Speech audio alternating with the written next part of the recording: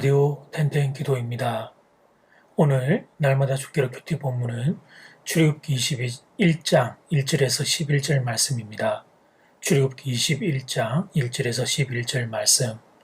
신앙은 나와 하나님과의 인격적인 만남에서 시작됩니다. 그러나 그것은 개인적인 신앙으로 끝나지 않습니다. 그것은 반드시 함께 구원받은 공동체의 관계로 발전해야 합니다. 그리고 공동체 안의 관계는 아직 하나님을 모르는 사람에게 생명의 빛을 비추어 줘야 합니다. 그래서 하나님은 백성들 간의 구체적인 관계에 대해서도 계명을 주십니다. 오늘 본문은 종에 대한 규례입니다. 첫 번째, 히브리 종의 규례. 히브리 종의 규례와 관련해서 오늘 본문을 보면 가장 먼저 눈에 띄는 것은 히브리인 노예는 영구적으로 노예를 삼을 수 없다는 사실입니다. 상대방을 노예로 부를 수 있는 기간은 6년 제한이었습니다. 2절 말씀, 네가 히브리 종을 사면 그는 6해 동안 섬길 것이요 7해째에는 몸값을 물지하고 나가 자유인이 될 것이며, 그 당시의 노예는 중요한 생산의 주체였습니다. 고대에서 노예가 되는 경우는 전쟁의 포로로 잡혀가거나 비저로 팔리는 경우가 대부분이었습니다.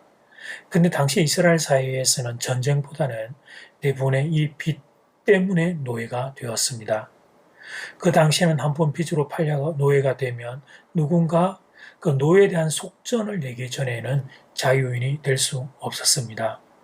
그런데 하나님께서는 이스라엘 백성들에게 있어서의 노예는 6년의 기한으로 제한하셨습니다. 다른 이방인의 종을 사면 영구적으로 부릴 수 있었지만 히브리의 종은 6년만 부릴 수 있었습니다. 하나님이 그렇게 하신 이유는 무엇일까요? 하나님은 그 백성들 가운데서 이해의 원리보다, 이익의 원리보다 은혜의 원리가 우선되게 하신 것입니다. 이스라엘 백성 존재 자체가 하나님의 은혜에 기초한 백성이었습니다. 그러므로 그 백성들 사이에서도 가장 중요한 원리로 사랑과 용서의 원리가 작동하기를 원하신 것입니다. 하나님의 백성들도 가난 때문에 종으로 팔릴 수 있었습니다. 게으른 사람들도 있었을 것이고 흉년 등의 이유로 노예로 팔린 자들도 있었을 것입니다.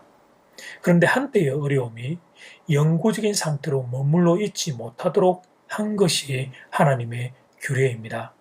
이것이 히브리 종의 규례였습니다. 여기에는 균형이 있다는 사실을 알아야 하겠습니다. 하나님께서도 당시에 노예 제도 자체를 부정하지 않으셨습니다. 어떤 한 사람이 게으름 때문에 노예가 되었다면 그렇다면 그 책임은 본인 자신이 져야 하는 것이었습니다. 그러나 그 기간이 영구적이 아니라는 것이 히브리 노예의 규례였습니다. 그 사람이 자신의 잘못에 대하여 일정 부분 책임을 다하면 그러면 은혜가 그에게 임할 수 있도록 보장을 해준 것입니다. 이것이 세상의 나라와 하나님 나라의 차이점입니다. 하나님의 나라는 죄에 대한 책임과 더불어 하나님의 은혜가 함께 작동하는 세상입니다. 사실 우리도 그 은혜를 누리는 중입니다. 우리는 죄인입니다. 죄에서 파생된 여러 가지 파편들이 지금 우리를 괴롭히고 있습니다. 나의 죄이든 다른 사람의 죄이든 연대성 속에 묶인 인생들은 죄로 인하여 함께 고통을 겪는 중입니다. 그리고 그 죄에 대한 결과로 죽음을 맞이하게 됩니다. 그런데 이런 우리에게 하나님이 은혜를 베풀어 주셨습니다. 예수님의 십자가의 대속으로 우리를 구원해 주신 것입니다. 그래서 이 사실을 아는 성도는 평생토록 하나님의 은혜를 기억하며 살게 됩니다.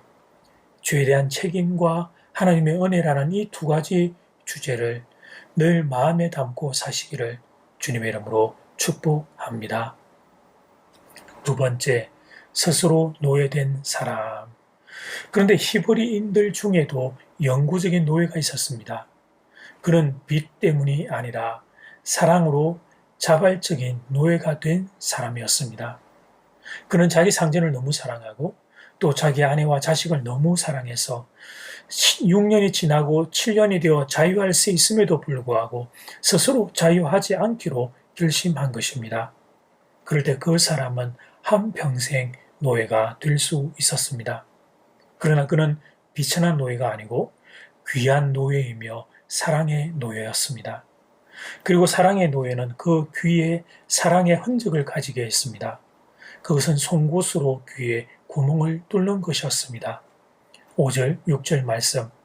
만일 종이 분명히 말하기를 내가 상전과 내 처자를 사랑하니 나가서 자유인이 되지 않겠노라 하면 상전이 그를 데리고 재판장에게로 갈 것이요 또를 그를 문이나 문설주 앞으로 데리고 가서 그것에다가 송곳으로 그의 귀를 뚫을 것이라. 그는 종신토록 그 상전을 섬기리라. 이 노예의 표시는 그를 비참하게 하기보다는 오히려 더 떳떳하게 만들었습니다. 그는 송곳에 찔릴 때의 고통보다 더 아름다운 사랑이 있었습니다. 겉으로 보면 노예지만 그 안에는 자유인들도 가지 못한 사랑으로 충만했습니다. 사랑하기에 스스로 자발적으로 종이 된 사람들이 그 당시에 있었던 것입니다.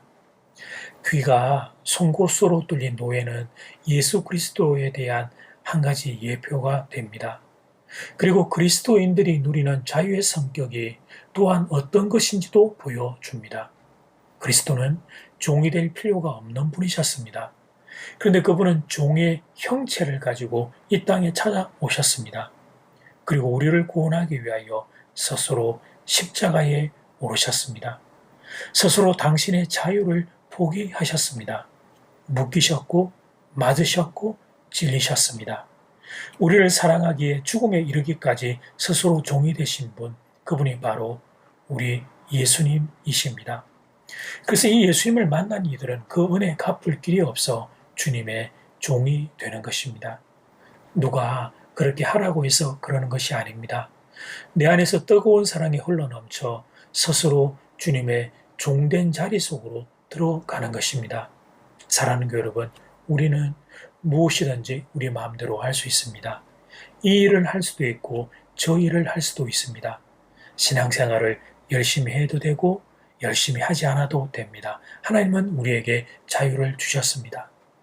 그러나 나를 위하여 죽음에 이르기까지 종이 되신 예수님을 만난 성도는 그 예수님을 위하여 종의 자리 속으로 들어서게 됩니다.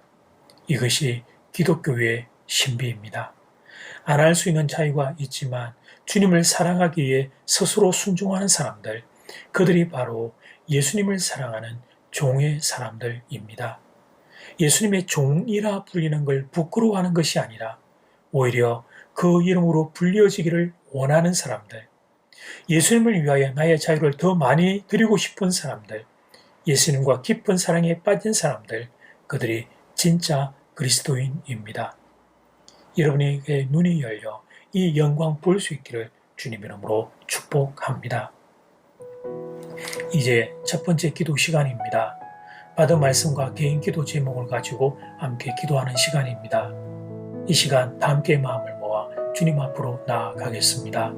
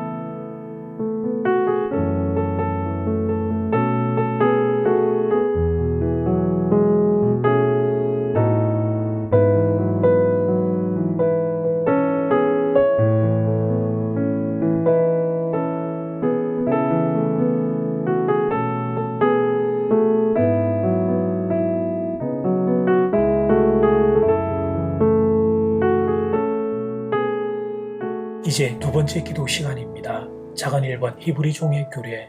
히브리의 노예는 6년이 지나면 자유인이 되게 했습니다.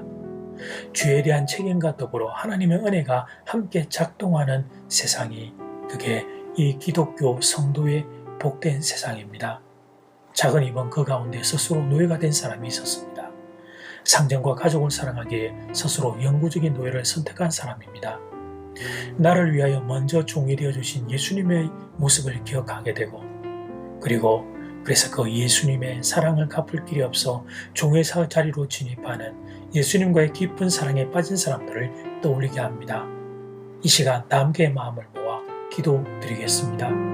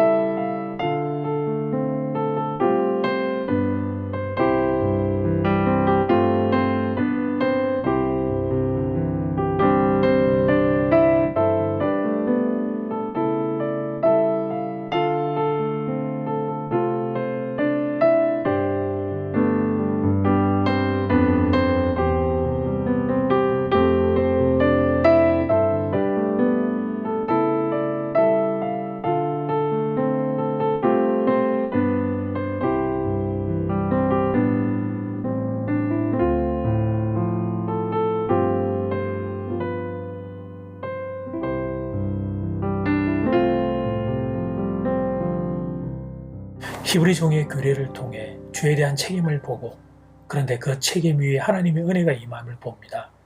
죄로 죽을 수밖에 없는 내게 하나님이 베풀어 주신 그 은혜 갚을 길이 없습니다. 하나님 사랑합니다. 예수님 사랑합니다. 그래서 스스로 노예가 되었던, 상전과 가족을 사랑하기에 스스로가 노예가 되었던 그를 보며 우리를 위하여 종이 되신, 죽음에 이르기까지 낮아지신 예수 그리스도를 하나님 만나게 됩니다. 그 예수님 사랑하여 스스로 우리의 자유를 하나님 그렇게 내려놓고 주님의 종의 자리로, 주님과의 깊은 사랑의 자리로 들어서는 하나님 그런 우리가 될 수 있기를 소원합니다. 사랑하는 성도들에게 예수 그리스도의 사랑이 보이고 그 사랑에 하나님 함께 들어가는, 동참하는 귀한 은혜가 모두에게 임하게 되기를 간절히 소원합니다. 예수님 이름으로 기도드립니다. 아멘. 이제는 각자 개인적으로 기도하시면 되겠습니다. 평안한 밤 되십시오.